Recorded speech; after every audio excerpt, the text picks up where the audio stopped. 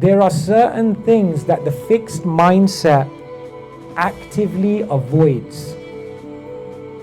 And the amazing thing is that the one who has the growth mindset embraces, pursues, values, and actively searches out that very same thing that the fixed mindset avoids.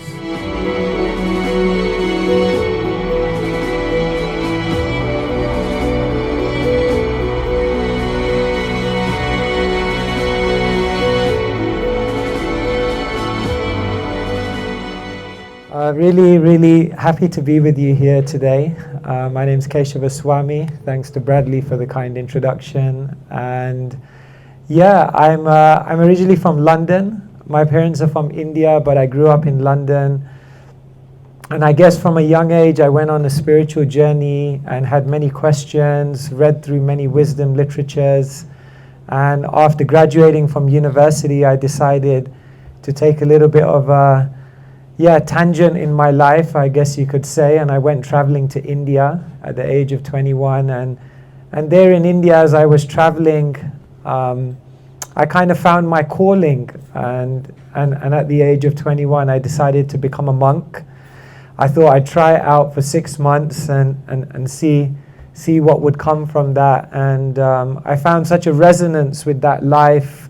I found such a deep meaning and purpose and excitement that it became longer than a 6-month sabbatical. It ended up being many more years, and 25 years later I still live as a monk.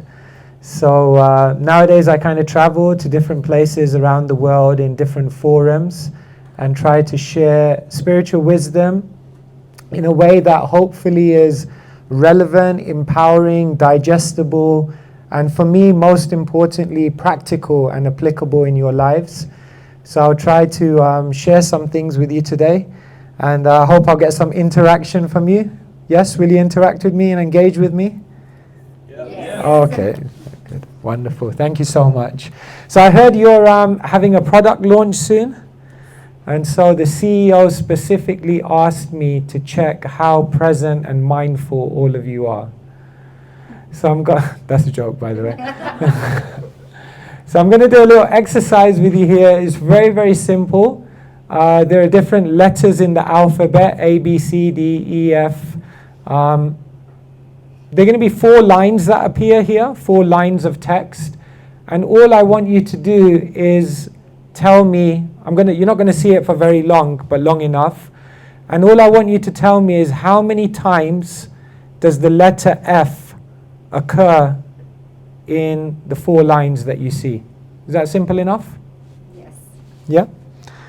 All right. Don't look so nervous. It's not a life or death matter here. Okay, so how many times does the letter F occur? I'm not going to play it for too long, so just be present. Okay, there you go.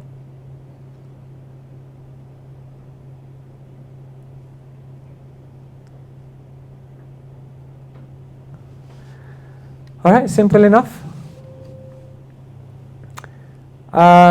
Put your hands up if you think 1. Okay. I'm very glad no one put their hand up.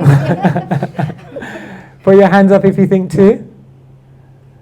Put your hands up if you think 3. Okay. Put your hands up if you think 4. Okay. Put your hands up if you think 5. Put your hands up if you think 6. That is amazing. You all have different answers. How can it be that in a room we don't agree on the most simple point? If you can't agree on this, you're definitely not going to be able to agree in the meeting room. That's amazing, isn't it? Take another look.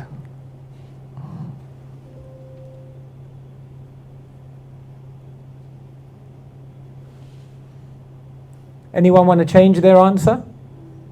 Yes. Yes?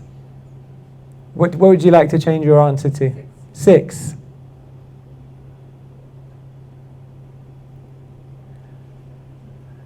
Five. Oh my God, you still can't see 6. You can't see 6 Fs. It's amazing, isn't it? In the first line, there's 2 Fs. In the second line, there's 2 Fs. In the third line, there's 1 F. And in the fourth line, there's 1 F. Oh my goodness. The simplest of words.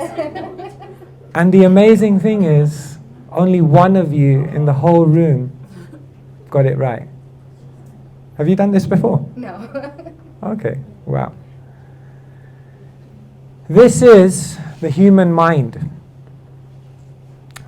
This is actually a scientific psychological experiment to show that when letters are in certain places, they don't register in our minds. So what scientists and psychologists tell us is that when an F is next to an O, for some reason, in 99% of people's consciousness, it doesn't register. The most glaring, the most obvious, the most apparent, the most factual and non-debatable thing, we're completely blind to. And this is very, very interesting because this can extend to so many other parts of our lives. We're living through and we're navigating through this world, but according to our mindset, every single day we're actually missing things which are obvious. Sometimes we're missing things which are really, really important. And the only way to break out of this and actually begin to see what most people don't see in this world is by spending time in uplifting our consciousness, freeing our mind, thinking more critically, and in essence, embracing what we call a growth mindset. Mindset is like your physical health. No one has good physical health or bad physical health per se. It all depends on how well they take care of their health. Someone may start with very good physical health, but if they're neglectful, then it will decline. And someone may have very bad physical health, but if they invest time, energy, they do exercise, then they can change the game around. In other words, physical health is not set. It all depends on how much investment you give to it. And in the same way, mental health, mindset, our psychological condition is exactly the same. Unless and until we give time, energy, effort, emphasis to actually uplifting our mindset, we can probably be guaranteed that our mindset will become more and more limited, perhaps become more and more negative.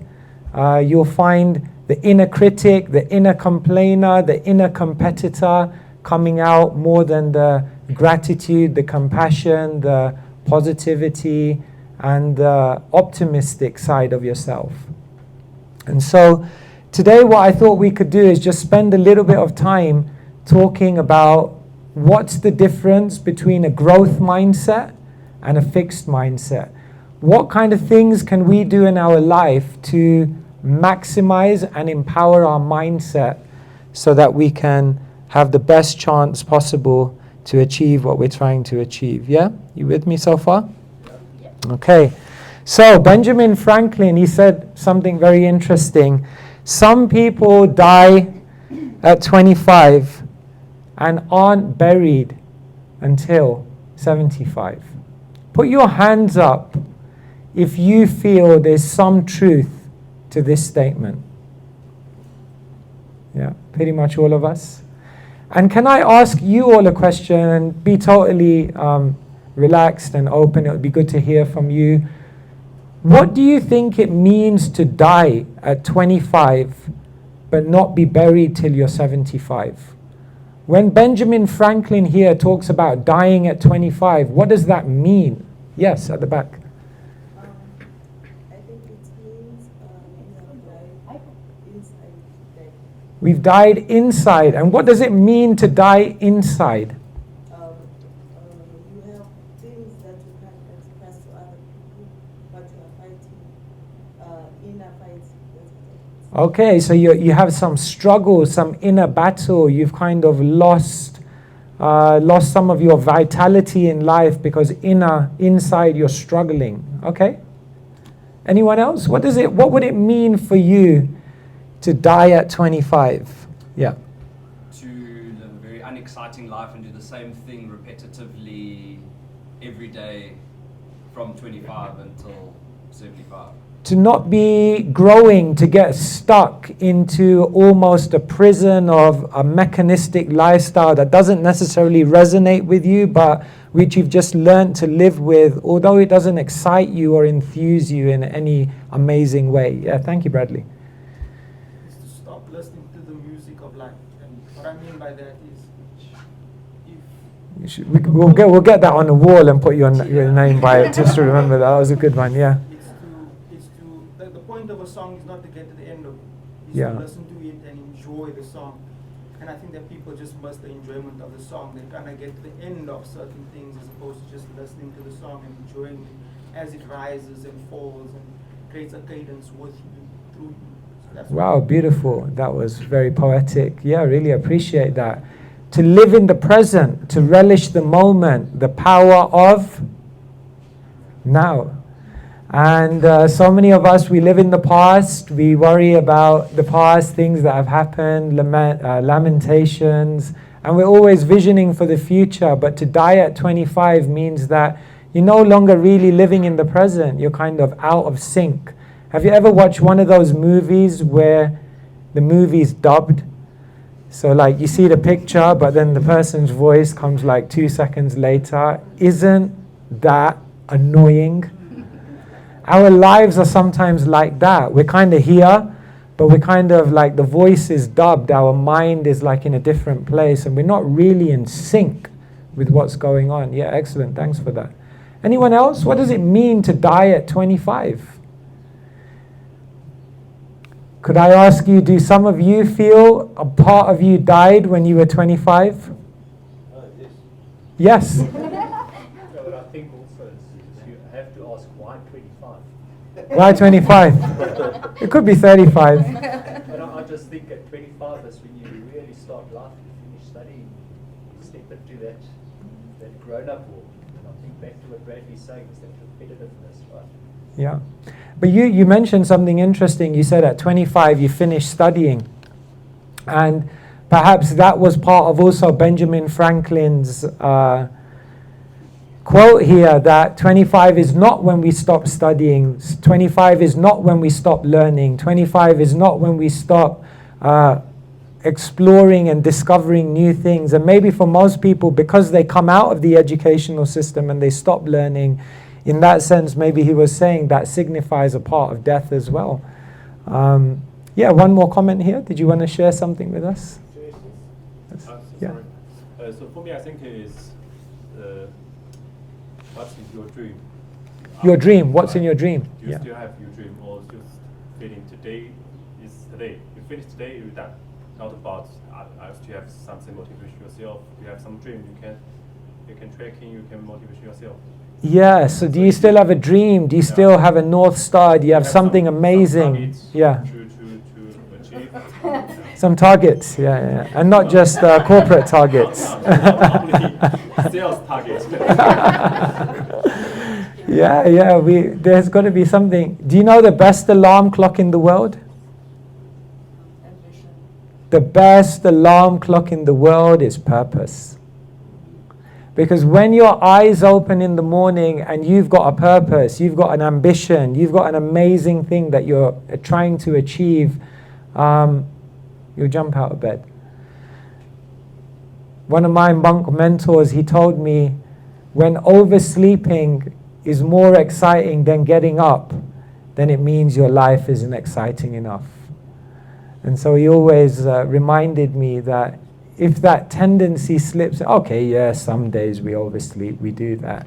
But if it becomes a constant in our life, then we may need to look at our lives and ask, when sleeping is more exciting than being awake, maybe I've lost a dream. Maybe I don't have something that's really moving my heart And maybe that's something I should look at. Tonight, all of you, when you get some time, maybe just think about this and ask yourself, maybe I didn't die when I was 25, maybe I didn't die when I was 35, but maybe something did die within me. And what did die within me? And how can I revitalize that? How can I revive that? Because that could also be a beautiful meditation moving forward. So today I just wanted to give you some ideas on fixed mindset and growth mindset. How do we go on in our lives continuously looking and searching and exploring and discovering and finding more of our potential? If I was to ask you, how much of your potential do you think you're unlocking? Your potential of intelligence, your potential of creativity, your potential of making a contribution and change to the world, your potential in relationships to experience love.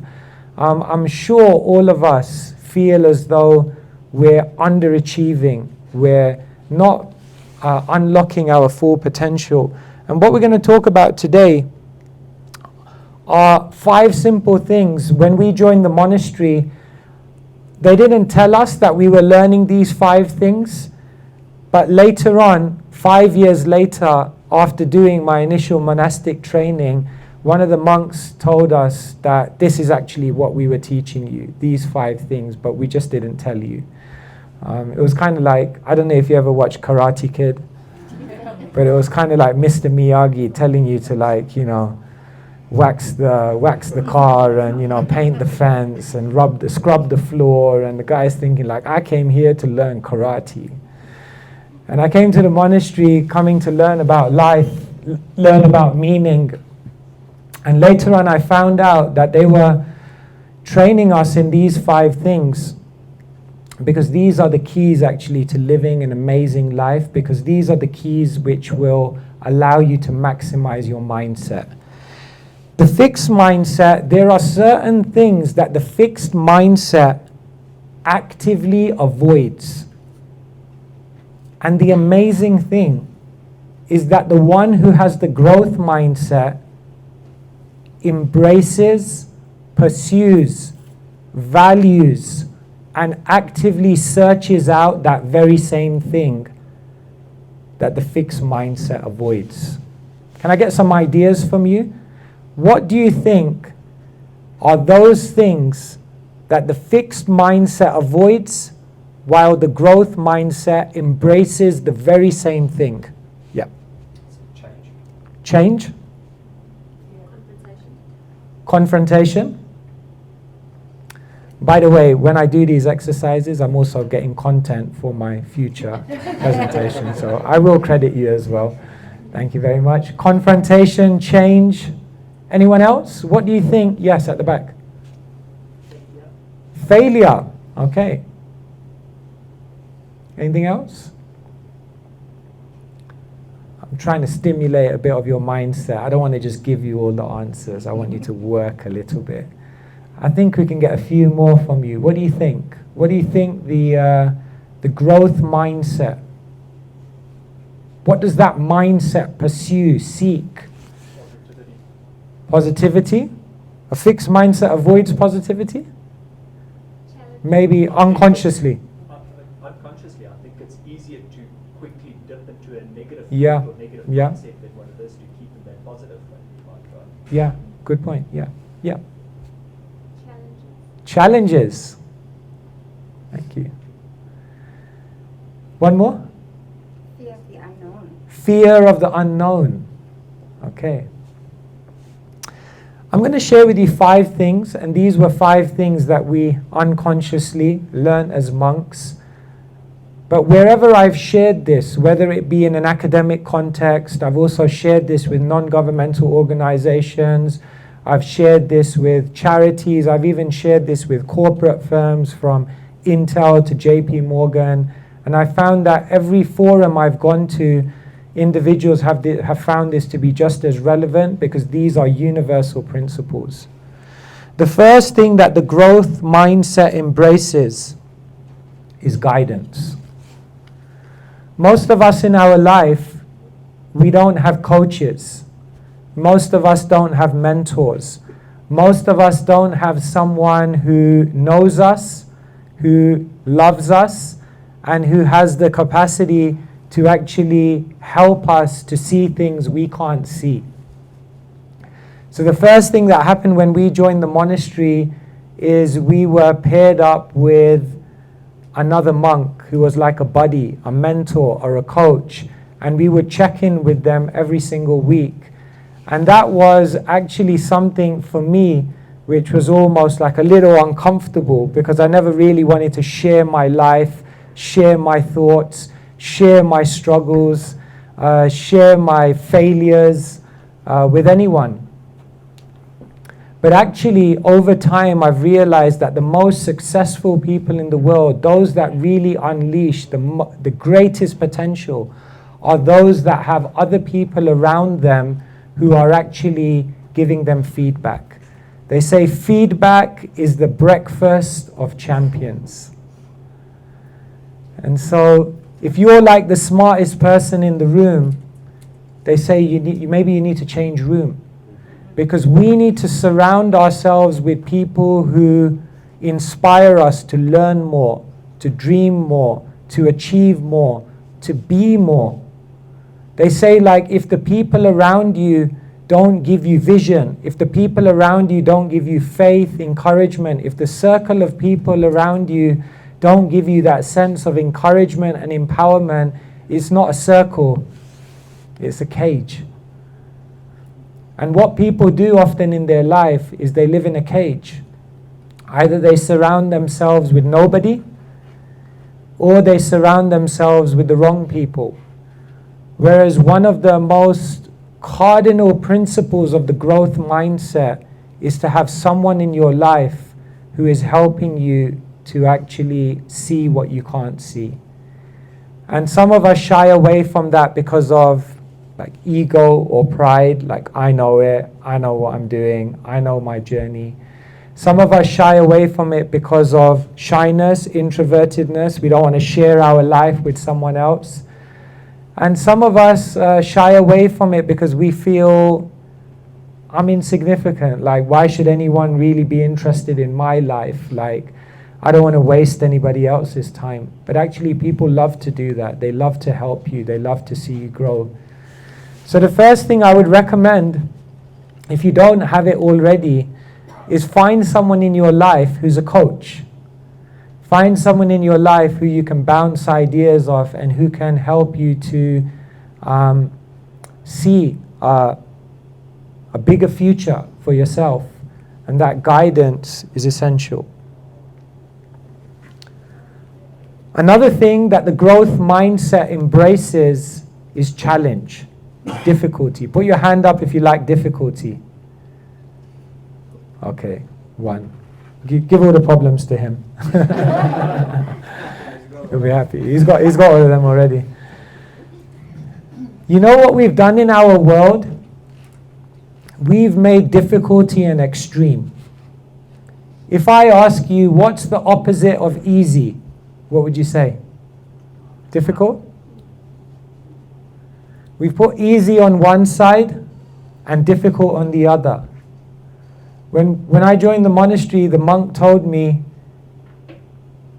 difficult is not the opposite of easy. You know what the opposite of easy is? Impossible. Impossible is the opposite of easy. And difficulty is the midway. But what we often do in our life is we make difficulty an extreme, and therefore we run away from difficulty, we run away from challenge, we run away from uncomfortable situations. Whenever there's something which displaces our consciousness, we immediately look for a solution. Now, I'm not saying you shouldn't look for a solution, but the idea is that difficulty, discomfort, challenging situations are your greatest opportunity to grow. And therefore, the growth mindset embraces difficulty as the middle ground. They say the pain of discipline is uncomfortable. but the pain of regret is unbearable. Without difficulty, nobody achieves their potential. There's a beautiful story of one person. He saw a butterfly. It was a caterpillar breaking out of its cocoon and becoming a butterfly. So he saw that butterfly struggling to break the cocoon open. And so it was struggling, and out of his compassion, he thought to himself, let me just slit this open so that the butterfly can be free from that struggle. And so with a small blade, he opened the cocoon, he just slit it open, and very beautifully the butterfly came out and it began flying. And he watched it, and his heart was full of joy. But after 20 seconds, the butterfly came crashing down, struggled for a little bit on the ground, and then died. And his heart dropped. And then he realized it's nature's arrangement. It's nature's arrangement for that butterfly to go through that struggle of breaking the cocoon open, because it's that struggle which allows it to develop the strength in its wings, which then helps it to fly in the sky. And therefore, the growth mindset embraces difficulty, struggle, challenge, uncomfortable situations. On my locker in the monastery, I have a sign and it says, become comfortable with the uncomfortable. Become comfortable with the uncomfortable. That's one of the great arts of life. The other thing that we learned in the monastery, when we came into the monastery, the first thing we were all given is a responsibility. A responsibility for, it could be something small, but we took ownership of that one small thing, and we took it as our duty to make sure that thing was done, or that thing was protected, or that thing was maintained. In other words, we took responsibility for something. Why do you think taking responsibility is so important to mindset? What does taking responsibility do for you in your life? Yeah. It avoids you being a victim. It avoids you being a victim. Instead of seeing other things as the problem, we take the responsibility to solve the problem and grow. Yes? It makes you grow. And why does it make you grow? Being responsible actually makes you Okay, it makes you grow, yeah. One of the greatest gifts of responsibility is that it helps to develop within oneself the quality of commitment, the quality of consistency. They say 90% of people in this world don't achieve what they can achieve, not because they have a lack of talent, not because they have a lack of ability, not even because they have a lack of opportunity, but it's just because they lack commitment. They lack consistency. How many of you have begun something and then just given up way before you should have given up? It could be a relationship, it could be a work target, it could be a hobby, it could be a dream that you had to be, something in a particular field. But oftentimes in the world we lack consistency. We can't consistently give ourselves to working towards something great. So the growth mindset embraces responsibility, because what responsibility does is it inculcates within us commitment and consistency. Bruce Lee, just to add in a bit of martial arts today, said, I don't fear the person who knows 1,000 kicks, but I fear the person who has practiced one kick thousands of times. That is the power of focus, consistency, and commitment. They say if you want to become a master at anything, you got to spend 2 hours a day for 10 years. If you spend 2 hours a day doing something for 10 years, you will become a master at it. But who can do that? Who has that level of consistency and commitment? The person who has a growth mindset does. And this is why we begin to see why most people in the world don't achieve what they can achieve. The fourth aspect is visioning. How many of us have a vision for our life? If someone stopped you on the street and said, what do you want to be in 20 years' time? Where do you want to be? If someone asked you 20 years from now, what would be success for you? How many of us would be able to articulate that powerfully, clearly, and in a genuinely heartfelt way? Amazing thing is, most of us in this world, we don't do that kind of visioning. When I joined the monastery, after a few months, one of the monks came in one morning and he said, today we're going to do a guided meditation. So as all of you were up for it, I'm sure this morning, I was also up for it. So I said, yeah, great, let's do it. He said, but this guided meditation may invoke some strong emotions within you. I was like, yeah, I'm up for that. Let's do it. And then he said, in today's guided meditation, we're going to meditate on our own funeral. And I was like, I ain't up for that one. And he said, no, just be with me on this. Let's give it a go. And then for the next half an hour, in our mind's eye, we fast forwarded to our own funeral. And we began to visualize the person who was giving the eulogy of our own life. And we used that meditation to ask ourselves the question, how do I want to be remembered when I leave this world? The amazing thing is, people won't remember you for what you did, but they'll remember you for who you were. Yes, your achievements are there, but what people will appreciate more is the character, the personality, and the human person that was behind all of those achievements. And so we use this exercise to deeply think, where am I going? My time in this world is limited. Steve Jobs, if you've ever seen, he gives this amazing speech to the graduates of Stanford University.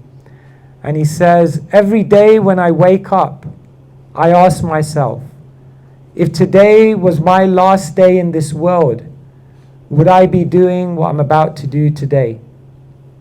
And he said, when the answer is no, for too many days in a row, then I know I need to change something. In other words, the growth mindset is always focusing on the bigger picture, the why. The growth mindset starts with the why and then decides the how and the what. But what most people do in the world today is they jump into the how and what, get really, really busy, and then later on ask themselves, why? You know the worst type of success? When you meet all of your goals, and then you realize they were somebody else's goals. Wouldn't that be deeply disappointing? If you fulfill all your goals in life and then later on realize, but they weren't my goals, they were somebody else's goals. And so the growth mindset makes time for visioning. And the final thing we learn is that the growth mindset isn't afraid of making mistakes. Have you noticed children, they have some amazing qualities, and one of the most amazing qualities of children is that they're okay with making mistakes. They're totally okay with that. But once we grow up, We're so self-conscious, we're so fearful, we're so cautious, we have so much of a sense of pride and vanity that we can't stand the thought of making a mistake. The amazing thing is, the most successful people in the world are usually the ones who have made the most mistakes. They asked one CEO, what's the key to your success? He said, good decisions. So the person said, how do you make good decisions? He said, maturity. And he said, how do you become mature? He said, bad decisions. In other words, we live in a world where mistake is seen as failure. But mistake is not failure. Mistake is often the foundation of success. I don't know is anyone here from Japan? Okay. I just have to say that in case I say something wrong. I know no one will correct me. In Japan, they have this beautiful art of pottery, sorry. And if I'm saying it right, it's kintsugi. Anyway, you can check it up on Google later on. And in this beautiful art of pottery, what happens is when they're making a pot, then often when you do poetry, what happens is cracks appear in the pot. And what they do in normal pottery is, in order to fill the crack, they just put like a kind of paste over it, which kind of brings the crack together, and at the same time covers it up. But in this art of pottery from Japan, they actually do the complete opposite. They deal with the crack, but you know what they do? They put gold in the crack. And instead of covering it up, they mend it, but they actually display it to the world. Because that crack is actually seen to be the beauty of that final piece of artwork. And so the beauty of someone's life is not in living a perfect life. The beauty of someone's life is not in not making any mistakes. The beauty of someone's life is in how they grow, how they develop, how they evolve, and how they rise from all of those mistakes. Did you know that on the west coast of America, in Silicon Valley, the home of startups and innovations, venture capitalists, when they're deciding who to invest in, if on your CV you've gone bankrupt once, venture capitalists are much more likely to invest in you. That's the amazing thing. Because their thinking is that if you've gone bankrupt once, it's actually a positive thing. Because you've gone through that experience, because you know what that feels like, because you know how that happened, then it's much less likely that it's going to happen to you again. And therefore, in that growth mindset of the venture capitalists, where the greatest inventions and the greatest innovations in the world have come about, they see mistake as something very positive, as long as someone responds to it appropriately. And so, again, please take this away and think about it. This can stand for your professional life, this can stand for your relationships, this can stand for anything you want to do in the time that you live here. Because remember, some people, they die when they're 25, but they're only buried when they're 75.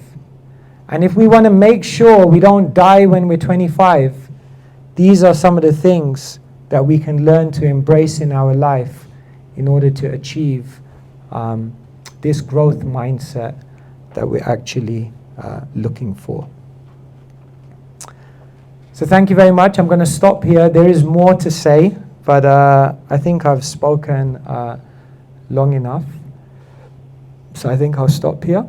Thank you very much for your attention and for your participation. And I hope there's some few things here that you can take away with you. Thank you very much. Yeah.